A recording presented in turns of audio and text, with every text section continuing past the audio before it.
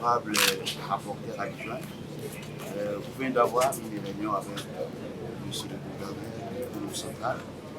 La population est curieuse de savoir de quoi vous parlez. Voilà, nous avons tenu une troisième réunion interinstitutionnelle. La réunion interinstitutionnelle est une réunion qui se tient entre les gouverneurs, les vice-gouverneurs et les membres du bureau de l'Assemblée provinciale. Et au cours de cette réunion, 4 points ont été abordés concernant l'adoption des différents PV des réunions précédentes. Nous avons tenu notre première réunion en date du 26 novembre 2025 et la deuxième, nous l'avons tenue le 16 décembre 2025. Nous avons commencé par adopter les 2 procès-verbaux des réunions précédentes.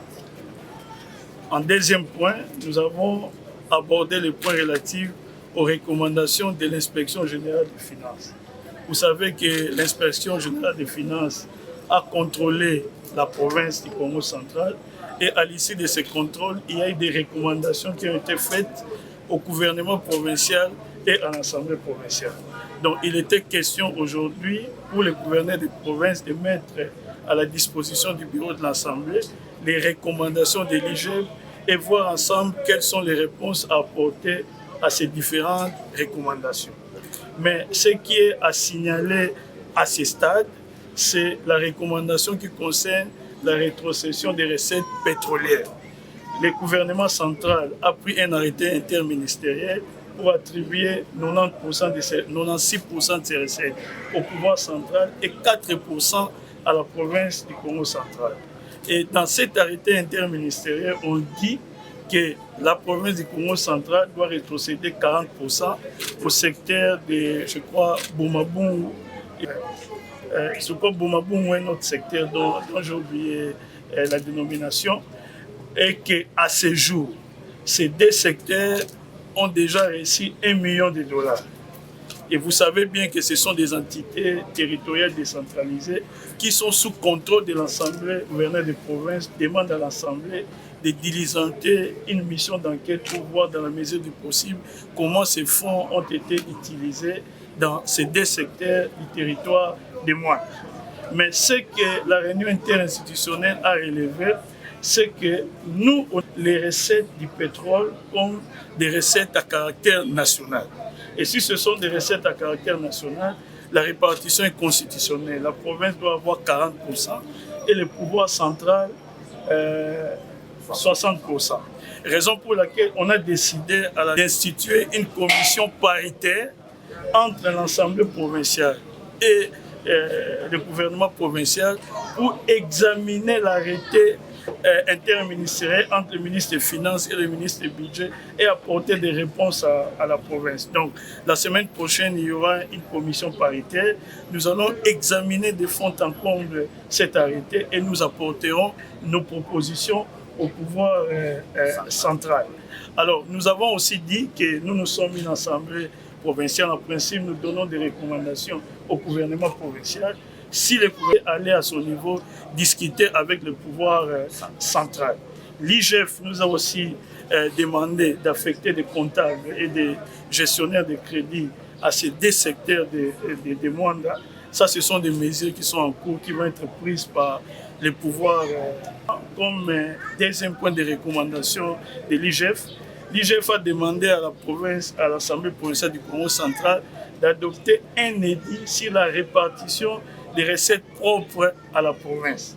Alors, nous avons dit que si nous adoptons cet édit-là, il y aura un déséquilibre dans le fonctionnement budgétaire de la province. Parce que, à titre d'exemple, vous savez que 80% des recettes locales sont des recettes de taxes d'embarquement et débarquement au port de Matadi. Et si nous prenons cet édit-là de donner 40% à la province et puis 60% à la province, 40% aux entités territoriales décentralisées, la ville de Matadi, elle risque d'absorber toutes les recettes de la DGRKC. Raison pour laquelle aussi, pour ces points, on a décidé paritaire pour examiner le projet d'édit qui a été déposé par l'honorable Manyanga et ensuite cet édit sera discuté au niveau de l'Assemblée provinciale. Mais nous souhaitons qu'avant la discussion sur cet édit, que le gouvernement central mette en place des péréquations. Parce que si aussi au niveau de la province, nous adoptons l'édit, le déséquilibre sera comblé par les fonds qui seront ici de la caisse de péréquation. Donc au deuxième point, nous avons parlé de la conférence des gouverneurs. Troisième point, merci. C'est une opportunité que nous avons au niveau du Congo central pour recevoir tous les gouverneurs de province, les présidents d'assemblée provinciale. Nous avons décidé de mettre en place un comité d'organisation qui sera composé de membres du gouvernement provincial et de l'assemblée provinciale pour que l'organisation se déroule dans les meilleures conditions. Et le lieu décidé pour l'organisation de ces assises, ça sera le nouveau siège de l'Assemblée provinciale.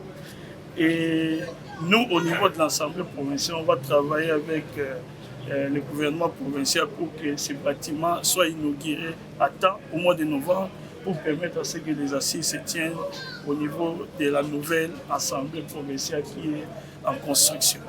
Et au dernier point, on a, dans le cadre du divers, on a l'évolution du climat politique en province.